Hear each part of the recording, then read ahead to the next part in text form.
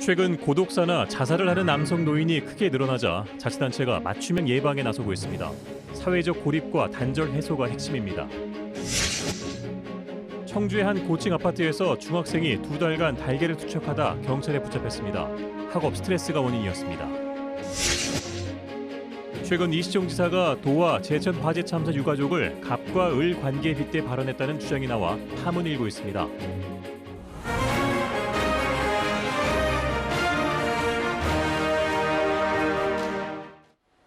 시청자 여러분 안녕하십니까? 9시 충북 뉴스입니다. 홀로 사는 노인들의 쓸쓸한 죽음이 급증하고 있습니다. 특히 남성 노인의 상황이 더 심각한데요. 자치단체가 맞춤형 예방 대책을 내놨습니다. 이규명 기자의 보도입니다. 옥천의 한 아파트. 지난달 30일 이 아파트에서 60대 남성 A씨가 숨진 채 발견됐습니다.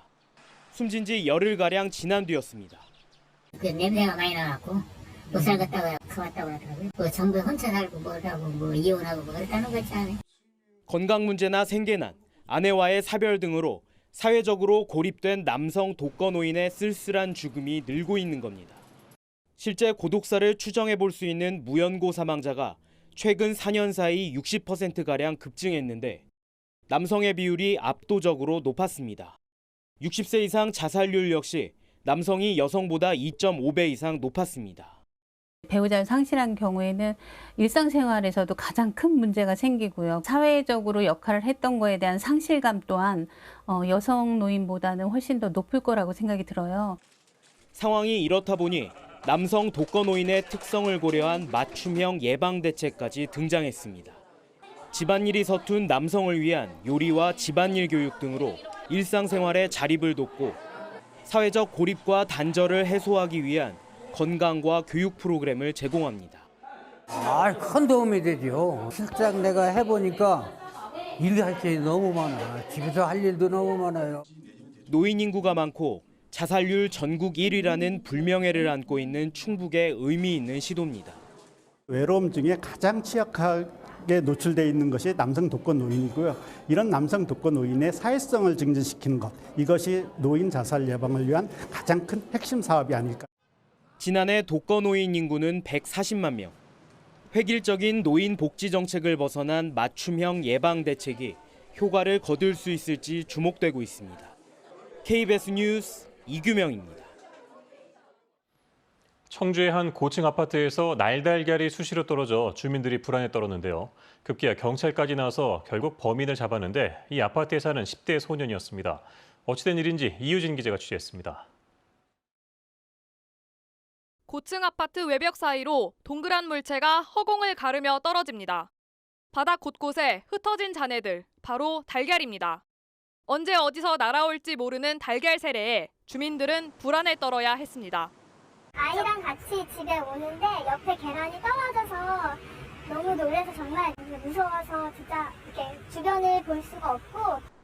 아파트에선 자체 경고 방송에 현수막까지 내걸었지만 이른바 달걀 테러는 2달간 계속됐습니다. 참다 못해 경찰 신고가 잇따랐고 잠복 끝에 잡힌 이는 같은 아파트에 사는 10대 A군.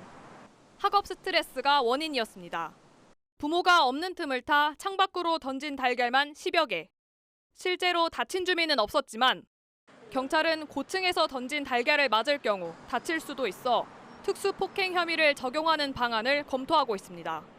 계란은 평상시에 위험한 흉기가 되지 않지만 고층에 떨어지면 위험한 흉기로 변할 수 있어 특수폭행 및 특수상해죄로 처벌받을 수 있습니다.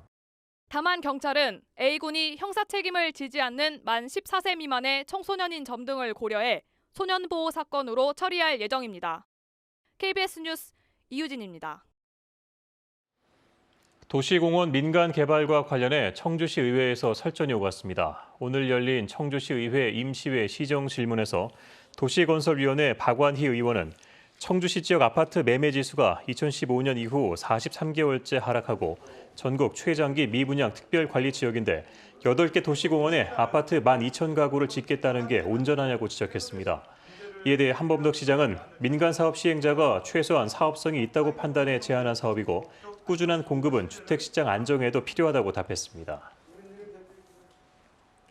한편 청주 도시공원 지키기 시민대책위원회가 오늘 청주시청 제2청사에서 기자회견을 열고 청주시는 구룡산 민간공원 특례 사업을 전면 중단하라고 촉구했습니다.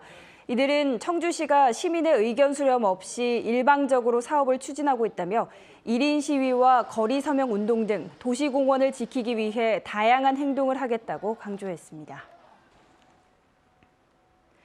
정부가 비닐과 플라스틱 등 환경 오염을 유발하는 일회용품 사용 줄이기에 나섰습니다. 과태료를 매기고 구체적인 대안까지 제시하고 있는데요. 하지만 여전히 일상에서는 일회용품 쓰레기가 넘쳐나고 있습니다. 민수아 기자입니다. 비가 오는 오후 청주의 한 구청 현관입니다. 시민들은 입구에서 일회용 비닐 커버로 젖은 우산을 덮습니다. 안 쓸 수는 없잖아요. 비가 또 많이 오면 쓰게 되고 이게 보면 안 좋더라고요. 여기저기 다 널려 있고. 하지만 건물 밖을 나설 때 곧바로 버려지는 비닐. 한 번 사용된 우산 비닐은 쓰레기통에 가득 쌓여 있습니다. 지난해 7월 환경부가 마련한 공공부문 일회용품 사용 줄이기 실전 지침은 비닐 사용 대신 빗물 제거기 설치를 권장하고 있습니다.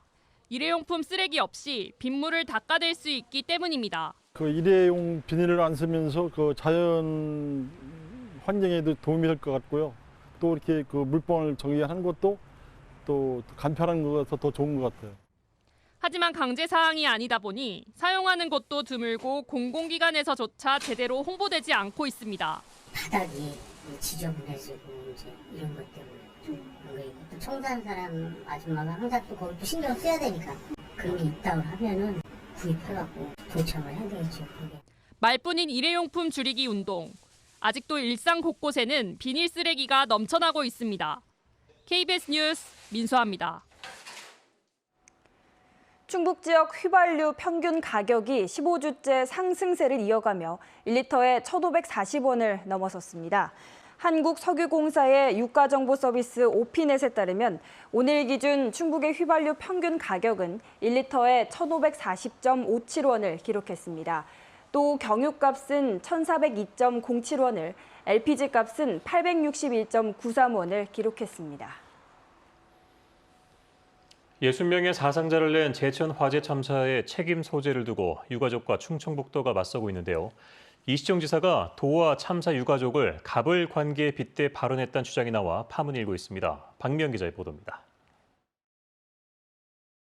문제가 된 갑을 발언이 나왔다는 자리는 지난달 14일 충주의 한 호텔로 알려졌습니다. 이시종 지사와 제천 참사 유가족 대표단이 비공개로 만나 책임자 징계 수위, 후속 처리 등을 논의하던 자리였습니다. 유가족들은 관련 입장문을 통해 이 자리에서 이 지사가 재정 신청이 끝났으니 이제 충청북도가 갑이고 유가족이 을이 됐다는 발언을 했다고 주장했습니다. 사실이라면 유가족들이 검찰의 소방지 휘부 불기소 처분에 반발해 재정 신청한 것이 기각돼 도가 유리해지고 유가족이 불리해졌다는 뜻으로 풀이됩니다. 가족을 잃은 유가족 앞에서 그런 발언을 했다는 것 자체가 상식적으로 이해가 안 가는 거거든요. 재정 신청까지 다 기각이 됐으니 그냥 돈 줄 테니 돈 받고 그냥 끝내라 이런 식으로밖에 지금 안 들리는 거거든요.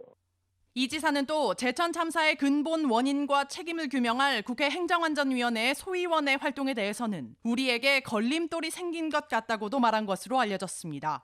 유가족들은 충청북도가 국회 참사 소위에 유가족 집행부가 독단적으로 도해 제시안을 거부하고 있다고 전하는 등 사실을 왜곡하고 있다고도 비판했습니다. 이 지사가 갑을 발언을 했다는 주장에 대해 당시 배석했던 도 관계자는 정확히 기억나지 않아 확인해 줄 수 없다고 해명했습니다. 또 이 지사가 그런 말을 했다고 해도 유가족들이 앞뒤 다 빼고 그 말만 부각한 것이라고 주장했습니다. 재정 신청이 기각돼 지휘부의 법적 책임을 물을 수 없게 된 만큼 도와 유가족이 원만하게 합의해 나가자는 취지의 자리였다고도 강조했습니다. 참사 1년 반이 지나도록 책임 공방이 이어지고 있는 가운데 이시종 지사의 갑을 발언 의혹까지 터져나오면서 도와 유가족의 갈등이 걷잡을 수 없이 커지고 있습니다. KBS 뉴스 박미영입니다. 빗길 교통사고가 잇따랐습니다. 오늘 오전 10시쯤 청주시 오창읍 모정리에서 53살 김모 씨가 몰던 15톤 화물차가 앞서 빗길에 미끄러진 2.5톤 화물차 교통사고 현장으로 돌진했습니다. 이 사고로 현장 수습 중이던 경찰 1명이 다쳤습니다. 앞서 오전 7시 40분쯤엔 비슷한 장소에서 25인승 통근 버스가 중앙 분리대와 부딪히면서 안에 타고 있던 65살 이모 씨 등 5명이 가벼운 부상을 입었습니다.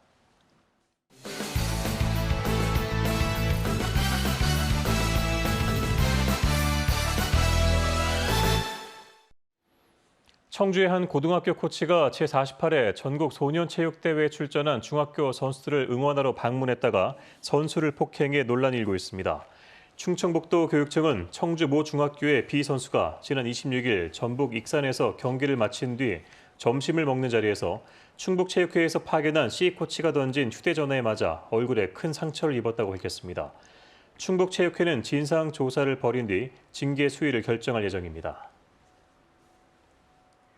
오늘부터 나흘 동안 충북 전역에서 범국가적 대형 위기 상황과 전시 상황에 대비한 을지 태극 훈련이 진행됩니다. 훈련 기간 충북은 지진을 가정한 도상 연습과 괴산댐 붕괴에 따른 연습 등을 진행하고 국지 도발 상황을 시작으로 전시 전환 절차를 가정한 대응 훈련 등이 실시됩니다. 충북 뉴스 마칩니다. 고맙습니다.